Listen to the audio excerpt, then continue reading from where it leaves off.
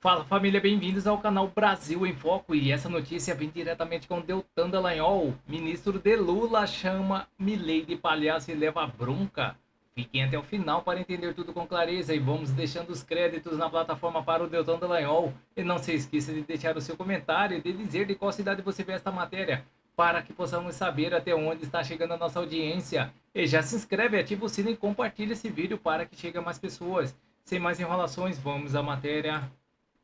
Ministro de Lula chama Milei de palhaço e toma uma bronca, mas tinha que ser pior, porque foi tudo mais feio do que isso. Teve ministro da Fazenda do Brasil, teve o Boulos invadindo a cena para xingar o Milei também, e eles colocaram em risco algo precioso que eu vou te contar para o Brasil.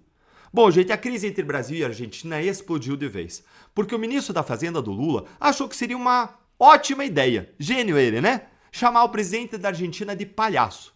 Isso numa entrevista para a rádio. E aí acabou levando uma bronca do próprio governo Lula, com razão, mas a reação do governo Lula contra seus ministros tem que ser mais firme. Olha aqui, ó. Olha o que ele disse, o ministro da Fazenda, o Dário Durigan, como reproduziu o Estadão.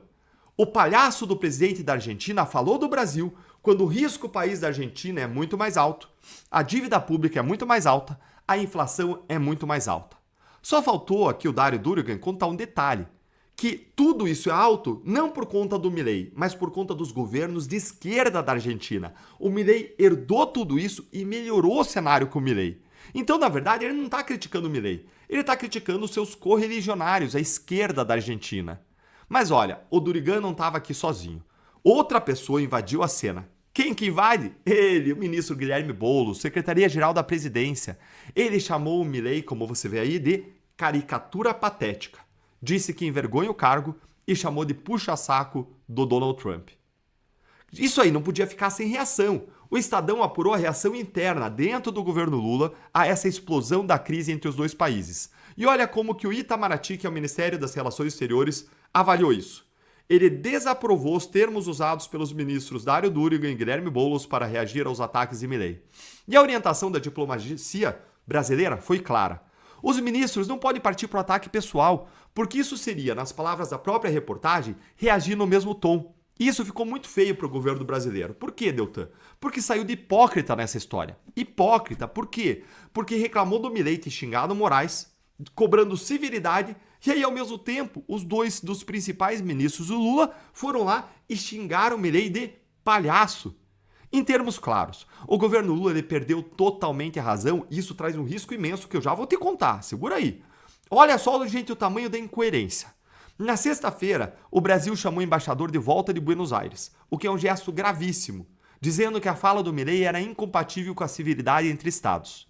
Menos de 48 horas depois, dois ministros do mesmo governo Lula xingaram o presidente argentino, isso em entrevista e em rede social. Não dá para exigir compostura com uma mão e distribuir xingamento com a outra. E olha como que termina essa história. O jornal argentino La Nación apurou e o Estadão reproduziu qual vai ser a resposta da Casa Rosada. Olha aí.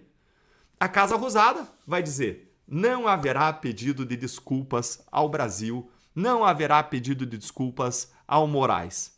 Quer dizer, o Brasil acionou os dois instrumentos diplomáticos mais duros que tinha. Primeiro, trouxe o embaixador brasileiro da Argentina de volta com uma manifestação de repúdio do chanceler Mauro Vieira em segundo lugar.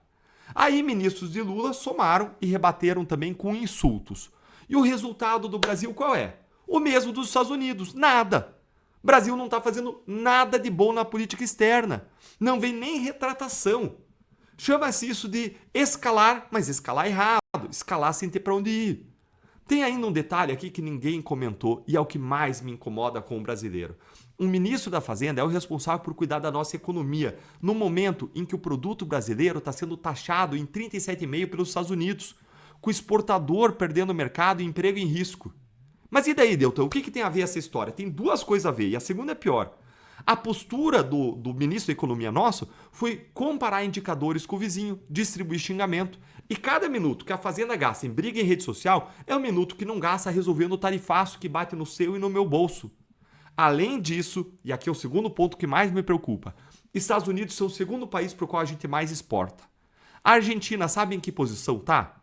Terceiro. Então não basta a gente ter o problema com o segundo, a gente está comprando briga com o terceiro. E você sabe quem que perde nessa história, né? Eu tô olhando pra ele. Ou pra ela. É você e sou eu. Se você gostou dessa análise. E vamos com as notícias no site Conexão Política. Novo oficializa Romeu Zema para disputar a presidência da República. Anúncio foi feito em Brasília e contou com a presença do dirigente nacional da sigla. O Partido Novo oficializou nesta segunda-feira a candidatura do ex-governador de Minas Gerais, Romeu Zema, à presidência da República. A decisão foi tomada por aclamação durante a Convenção Nacional da Legenda, realizada de forma virtual e anunciada em um evento promovido em Brasília. O partido ainda não definiu quem ocupará a vaga do vice na chapa. A escolha foi discutida em uma reunião reservada da Executiva Nacional e, após o encontro, o presidente da sigla, Eduardo Ribeiro, confirmou oficialmente o nome de Zema como candidato ao Palácio do Planalto. Esta será a terceira disputa eleitoral de Romeu Zema, empresário de origem. Ele venceu as eleições para governo de Minas Gerais em 2018 e foi reeleito em 2022. Agora tenta chegar à presidência apresentando-se como uma alternativa à polarização entre PL e PT. Após ser confirmado como candidato, Zema concedeu entrevista à imprensa e direcionou críticas ao Partido dos Trabalhadores, citando casos de corrupção envolvendo a legenda. Também confirmou que, se eleito, pretende enquadrar facções criminosas como organizações terroristas durante a coletiva. Criticou decisões do Supremo Tribunal Federal e negou qualquer vínculo com o Banco Master.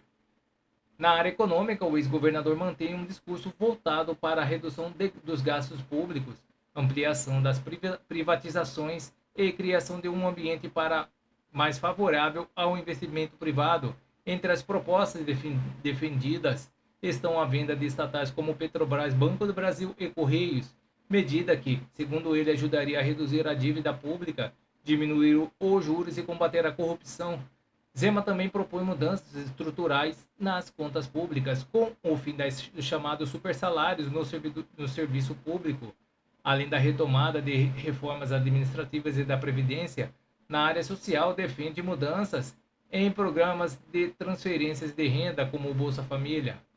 Quando disputou o governo mineiro, Zema construiu sua imagem como um empresário distante da política tradicional, embora tenha acumulado 2 mandatos no executivo estadual. Sua estratégia para a corrida presidencial continua baseada nesse perfil de gestor vindo da iniciativa privada. Nas eleições de 18 e 22, o ex-governador apoiou Jair Bolsonaro. Desta vez, porém, tem evitado uma aproximação mais direta com o senador Flávio Bolsonaro, também candidato à presidência, especialmente após os desgastes envolvendo o caso do Banco Master. Enquanto a iniciativa oficialmente a campanha, Zema ainda trabalha para fechar a composição da chapa. Um dos nomes cogitados para a vice-presidência é do ex-presidente do STF, Joaquim Barbosa. No sábado, o candidato afirmou que pretende conversar com o ex-ministro e elogiou sua atuação no combate à corrupção. A definição deverá ocorrer até 5 de agosto, prazo final estabelecido pela Justiça Eleitoral para a realização das convenções partidárias. Então é isso, pessoal. Essas são as notícias que estão circulando nas mídias da internet. Não se esqueça de se inscrever, deixar o seu like e clicar no sino para mais informações sobre política. Agradeço a todos pela audiência.